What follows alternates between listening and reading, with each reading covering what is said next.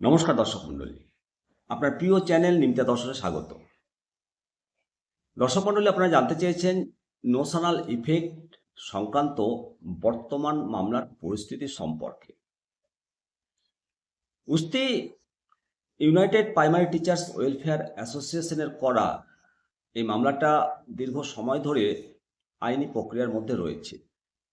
গত বছর 2025 সালের আগস্ট মাসে এই মামলার শুনানি হওয়ার কথা ছিল, কিন্তু আপনারা জানেন যে মাননীয় বিচারপতির অনুপস্থিতি বা শিডিউল পরিবর্তনের কারণে শুনানিটা পিছিয়ে গেছিল।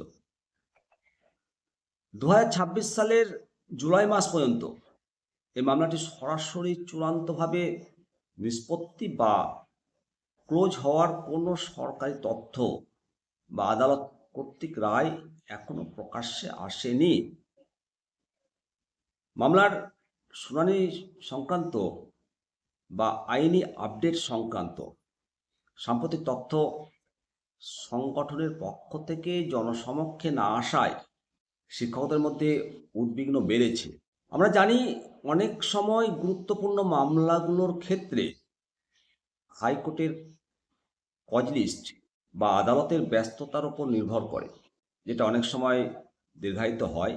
রাজ্যের প্রাথমিক শিক্ষক সংক্রান্ত বিভিন্ন আইনি বিষয়গুলো বর্তমানে সুপ্রিম কোর্টে এবং কলকাতা হাইকোর্টে বিচারাধীন রয়েছে।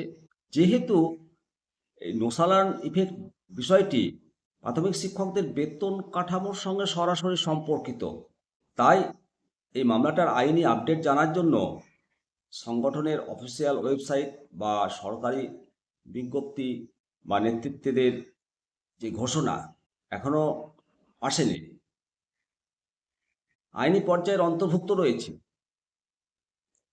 কোনো চূড়ান্ত রায় বা শুনানির দিনক্ষণ নির্ধারিত হলে সেটা তো সংগঠনের পক্ষ থেকে জানাবে।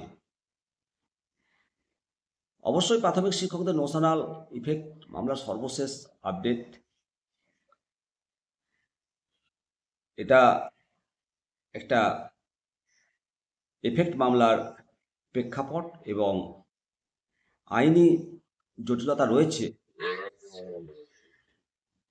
প্রাথমিক শিক্ষকদের বেতন বৈষম্য দূর করার জন্য এটা একটা প্রচেষ্টা যা সুরাহার অপেক্ষায় রয়েছে। আশা করি বুঝতে পেরেছেন। আসুন সবাই মিলে বলে বন্দে মাতরম, জয় হিন্দ, ভারত মাতা কি জয়। অবশ্যই কমেন্ট সেকশনে কমেন্ট করবেন, বিভিন্ন মতামত নিয়ে মতামত জানাবেন।